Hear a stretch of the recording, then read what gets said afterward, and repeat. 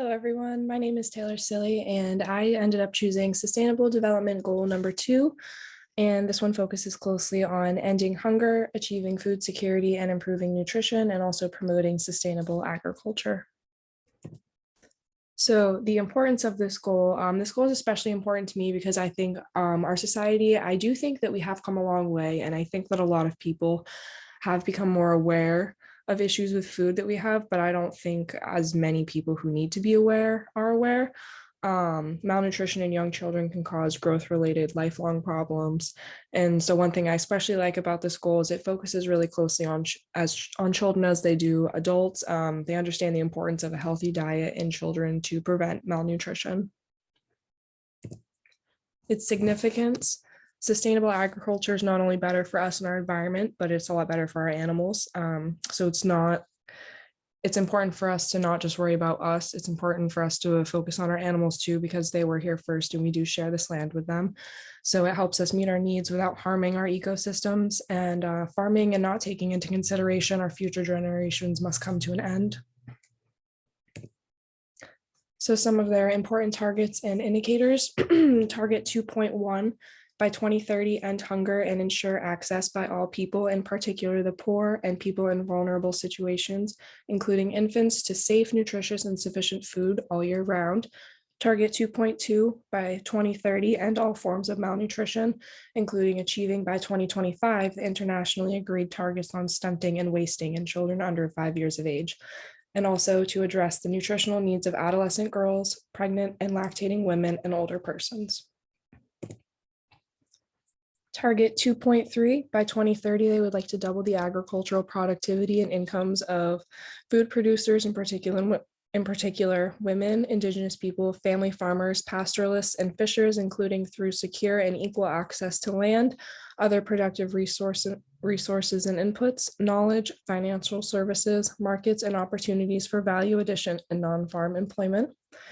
Target 2.4 focuses on, by 2030, they want to ensure sustainable food production systems and implement resilient agricultural practices that increase productivity and production, that also help maintain ecosystems, strengthen capacity for adaptation to climate change, extreme weather, drought, flooding, and other disasters that will improve land and soil quality. So how far have we come? We did originally come pretty far, and we did see a large decrease in the number of people who were hungry and suffered from malnutrition. But in 2015, that number actually started to jump again. Current estimates show that in our population, actually not able to see that number, 690 million people are hungry, or 8.9% of the world population.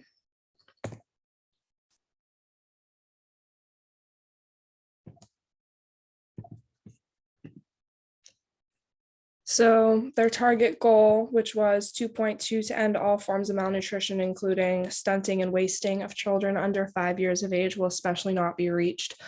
In 2020, over 149 million under 5 years old were estimated to have been stunted or too short for their age. More than 45 million wasted or too thin for their height, and nearly 39 million of them were overweight. So some of their setbacks, they are not on track to meet their goal by 2030, unfortunately, as you can see by this chart as well.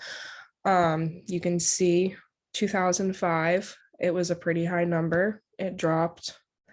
By 2015, it started rising again slowly. So currently, as I said in my previous slide, the number of people suffering from malnutrition began inclining again in 2015, and 690 million people are currently hungry. If this trend keeps up, though, we will reach a total of 840 million people hungry by 2030. So we're kind of going backwards from our goal.